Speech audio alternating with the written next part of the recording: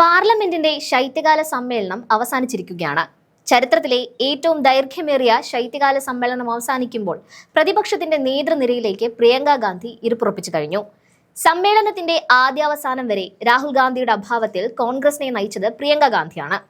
പ്രധാനമന്ത്രി നരേന്ദ്രമോദിയെയും ആഭ്യന്തരമന്ത്രി അമിത്ഷായെയും അടക്കം വിറപ്പിച്ച പ്രിയങ്കയുടെ മികവിലാണ് പ്രതിപക്ഷം ഇക്കുറി ലോക്സഭയിൽ കത്തിക്കേറിയത്. സമ്മേളനം അവസാനിച്ചതിന് പിന്നാലെ നടന്ന പരമ്പരാഗത ചായ് പേ ചർച്ചയിൽ പ്രധാനമന്ത്രി മോദിക്കൊപ്പം കസേര വലിച്ചിട്ടിരുന്ന ചായ കുടിക്കുന്ന പ്രിയങ്കയുടെ ദൃശ്യങ്ങളും സമൂഹ മാധ്യമങ്ങളിൽ വൈറലായിരിക്കുകയാണ്. ഒരു കാര്യം ഉറപ്പിക്കാം, രാജ്യത്തെ കോൺഗ്രസിനെ ഇനി രാഹുൽ ഗാന്ധിക്കൊപ്പം മുന്നിൽ നിന്ന് നയിക്കുന്നത് പ്രിയങ്ക ഗാന്ധിയാണ്. പരമ്പരാഗത ചായ് പേ ചർച്ചയിൽ സ്പീക്കറും പ്രധാനമന്ത്രിയും മുൻനിരയിൽ ഇരിക്കുന്നത് സാധാരണമാണെങ്കിലും പ്രിയങ്ക ഗാന്ധിയും അതേ നിരയിൽ ഇരുന്നു കൊണ്ട് ചായ കുടിച്ചത് രാജ്യം മുഴുവൻ ശ്രദ്ധ നേടിയ സംഭവമാണ്. സുപ്രിയ സുലെ പോലുള്ള മുതിർന്ന നേതാക്കൾക്ക് പിന്നിലിരിക്കേണ്ടി വന്നപ്പോൾ പ്രിയങ്കയ്ക്ക് പ്രമുഖ സ്ഥാനം ലഭിച്ചുവെന്നും കാണാൻ സാധിക്കും. സ്വന്തം നിയോജക മണ്ഡലമായ വയനാടിനെ കുറിച്ച് പ്രധാനമന്ത്രി നരേന്ദ്രമോദിയുമായി പ്രിയങ്ക സൗഹൃദപരമായ സംഭാഷണം നടത്തിയതായും റിപ്പോർട്ടുകൾ പുറത്തുവരുന്നുണ്ട്. ചില അനൗപചാരിക ചായ സദസ്സുകളിൽ നിന്ന് വിട്ടുനിൽക്കുന്ന സഹോദരൻ രാഹുൽ ഗാന്ധിയിൽ നിന്ന് വ്യത്യസ്തമാണ് ഇവിടെ പ്രിയങ്ക. പൊതുവേദികളിലെയും രാഷ്ട്രീയ രംഗത്തെയും സാന്നിധ്യത്തിന്റെ പ്രാധാന്യത്തെക്കുറിച്ച് പ്രിയങ്കയ്ക്ക് വ്യക്തമായ ധാരണയുണ്ട്.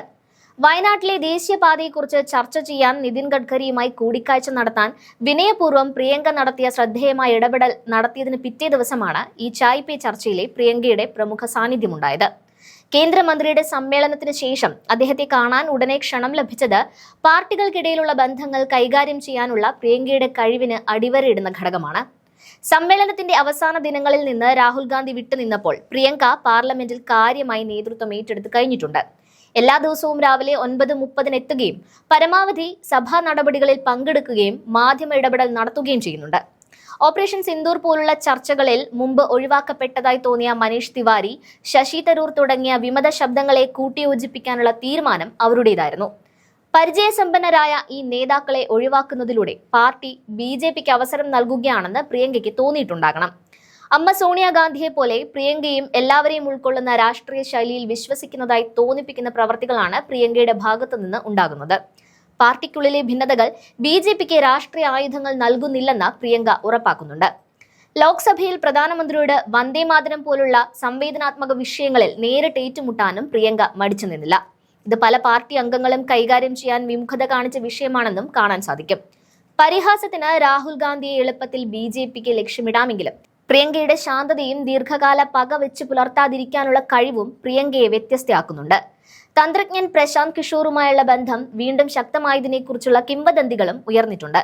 പ്രിയങ്കയുടെ ക്ഷണപ്രകാരം പ്രശാന്ത് കിഷോർ കോൺഗ്രസിന് കൈകൊടുക്കുമോ എന്നാണ് ഇനി അറിയാനുള്ളത്.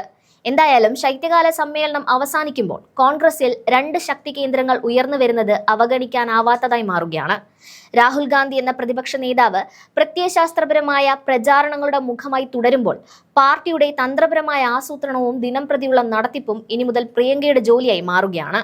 ഈ സമ്മേളനത്തിൽ പ്രിയങ്ക ഗാന്ധിയുടെ വർദ്ധിച്ചു വരുന്ന സ്വാധീനം കോൺഗ്രസിന്റെ ഭാവിയിൽ വലിയ വഴിത്തിരിവുകൾക്ക് കാരണമാകുമെന്നും ചൂണ്ടിക്കാണിക്കപ്പെടുന്നുണ്ട്.